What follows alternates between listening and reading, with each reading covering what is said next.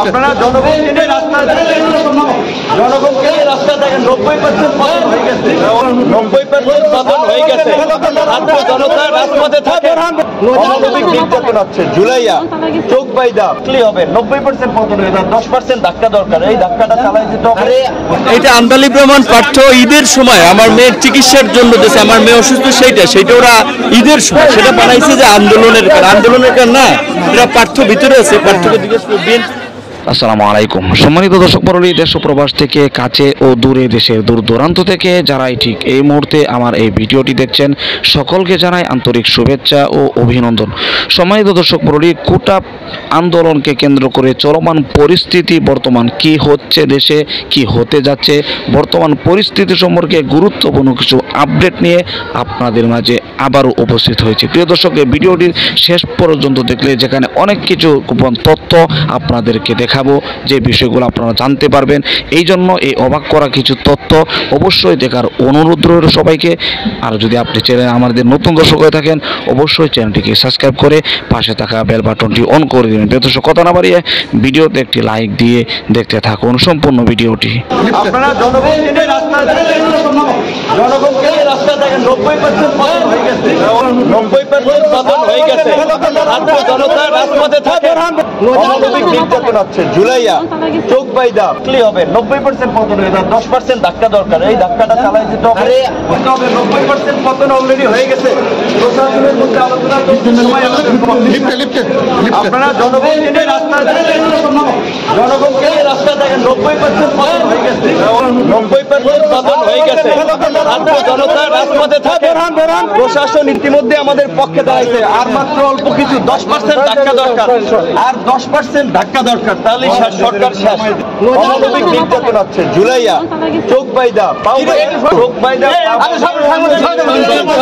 হাইকোর্টের যে নির্দেশনা সেটাও মানা হয় না, অমানবিক নির্যাতন করা হয়। তারপরেও সবার মনোবল সরকার, আমাদের কথা এটা সরকার পতন না হওয়া পর্যন্ত আন্দোলন চালাইতে হবে। আমরা ভিতরে থাকলে আমরা চালাই দিতে হবে। 90% শেষ।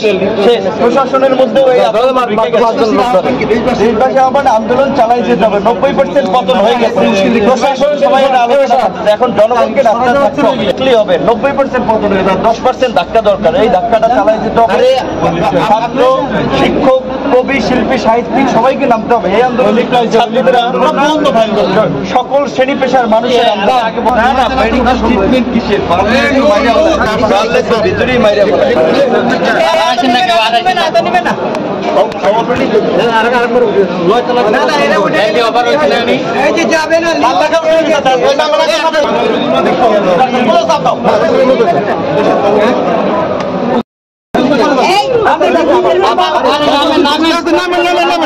নামিয়ে পরে আসেন, নামেন আমরা আপনার সরলে করছি।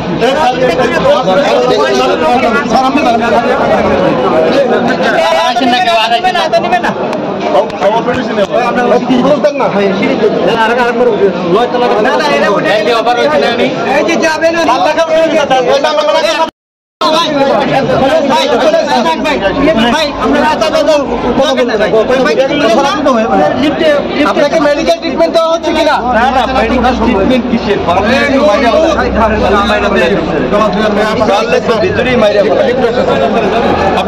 এটা আন্দালি প্রমাণ পাঠ্য ঈদের সময় আমার মেয়ের চিকিৎসার জন্য দিয়েছে, আমার মেয়ে অসুস্থ, সেইটা ওরা ঈদের সময় সেটা বানাইছে যে আন্দোলনের কারণ না, এটা পাঠ্য ভিতরে আছে। পাঠ্যকে জিজ্ঞেস করবেন।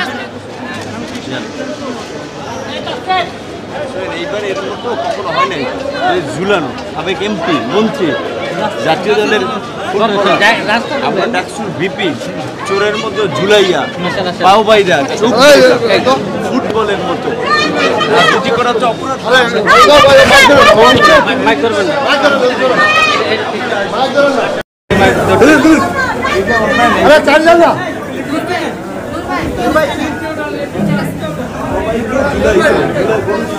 ঝুলাইছে পা বাইদা, হাত বাইদা,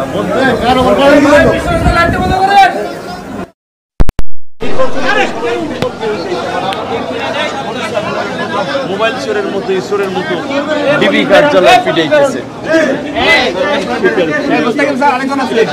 স্বীকারোক্তি চায় যে আমরা মেট্রো রেলে আগুন দিছি, আমরা বিটিভি আরেক আমার টাকা দিয়েছে, সহতা করাই দিছে, স্বীকারোক্তি নেওয়ার জন্য মারধর করতেছে। স্বীকারোক্তি দিলে তাহলে কিছু করবেন না। এটা আন্দালিব রহমান পাঠ্য ঈদের সময় আমার মেয়ের চিকিৎসার জন্য দিয়েছে, আমার মেয়ে অসুস্থ সেইটা ওরা ঈদের সময় সেটা বানাইছে যে আন্দোলনের কারণ না, এটা পাঠ্য ভিতরে আছে। পাঠ্যকে জিজ্ঞেস করে বিএনপির কোনো নেতা না।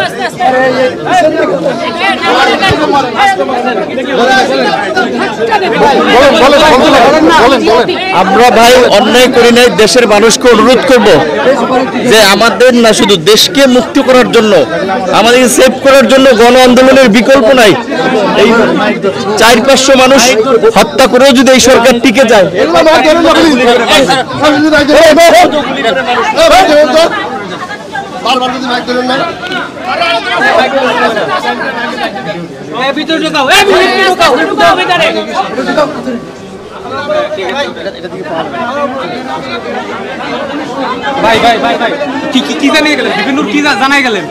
জানাই গেলেন যে প্রত্যেকটা নেতাকে তারা অস্বাভাবিক রকমের অত্যাচার করছে, তাদেরকে মারধর করছে, ঝুলায় পিটাইছে। সেই কথাই বললো যে সাবেক এমপি এবং এই যে আমিনুল ইসলাম টুকু দিয়া, জামাতের দিয়া, রিজভি দিয়ে কেউ সবগুলোকে উপরে ঝুলাইয়া পিটাইছে। সেই কথা বললো যে আপনাদেরকে বিষয়টা জানানোর জন্য আবার আজকে রিমান্ড দিতেছে। আজকে আবার কি পরিমাণ অত্যাচার করবে সেটা মানে তার বুঝতে হয় না। আর যে টাকা পয়সা লেনদেনের কথা কালকে ডিবি হারুন যে টাকার কথা বলছে, ভিপি নূর টাকা নিছে, এটা সঠিক না। এটা আন্দালিব রহমান পাঠ্য গত ঈদের আগে তাকে পারিবারিক একটা বিষয় তাকে এই টাকাটা দিয়েছেন। এখন ডিবি হারুন এই কথা বলতেছেন যে এই আন্দোলনের ইয়ের জন্যে পার্থর কাছ থেকে টাকা নিচ্ছে আন্দালিব রহমান পার্থ, কিন্তু পার্থ স্বীকার করছে যে হ্যাঁ এই ঈদের এখন আন্দোলনকালীন না, এই গত ঈদের সময় যে তার পারিবারিক তার বাচ্চা অসুস্থ সেই কারণের জন্য তাকে টাকা দিচ্ছে। এখন এটাকে আন্দোলনের মধ্যে ডেকে নিয়ে আসতেছে। তাই যাই হোক, কারণ রিমান্ডে দেখি মাননীয় আদালত কি আদেশটা দেয়, তার পরবর্তীতে আমরা এটা মেট্রো রেলের ভাঙচুরের মামলা আছে। জি আমি অ্যাডভোকেট গোলাম সরদার খান জুয়েল, বিপিনুর আইনজীবী। প্রিয় দর্শক, আশা করি সম্পূর্ণ ভিডিওটি দেখলেন। ভিডিও দেখে অবশ্যই বুঝতে পেরেছেন বর্তমান পরিস্থিতি কিন্তু এখনও পর্যন্ত চলমান রয়েছে, এই আন্দোলন অব্যাহত রয়েছে, যেখানে এখনও পর্যন্ত বিভিন্ন জায়গা থেকে ছাত্রদেরকে এমনকি সাধারণ মানুষদেরকে গ্রেপ্তার করছে, যেটাকে গণগ্রেপ্তার বললে চলে। অপরদিকে আন্দোলন চালিয়ে যাচ্ছে, যদিও কারফিউ জারি রয়েছে। সেনাবাহিনী, বিজিবি, এমনকি পুলিশ প্রশাসন সবাই সব দলে মাঠে রয়েছে। অপরদিকে ছাত্র এমনকি সাধারণ জনগণও দেখা যাচ্ছে মাঠে, সবাই সম্মিলিতভাবে এখনো পর্যন্ত কিন্তু এই আন্দোলন চলছে, এখনো চলমান রয়েছে। পরিস্থিতি কি হয় এখনো কিন্তু বলা যাচ্ছে না। তবে দেশে একটি শান্তি আসুক, প্রধানমন্ত্রীর কাছে সবাই এটা আশা রাখে, যেভাবে সুন্দর হয় সেভাবে কাজ করা। প্রিয় দর্শক, যদি প্রধানমন্ত্রী এই যারা প্রাণ হারিয়েছে যে সমস্ত ছাত্র ভাইদের, তাদের জন্য দুঃখ প্রকাশ করেছেন, আপনারা অবশ্যই দেখেছেন। প্রিয় দর্শক, এ বিষয়ে আপনার স্থান থেকে আপনার মূল্যবান মতামতগুলো কমেন্ট বক্সে জানিয়ে দেবেন, এমনকি ভিডিওটি শেয়ার করে সকলের মাঝে ছড়িয়ে দিবেন। প্রিয় দর্শক, আজকের মতো এখানে শেষ করছি। ভালো থাকুন, সুস্থ থাকুন, আবারও দেখা হচ্ছে পরবর্তী ভিডিওতে।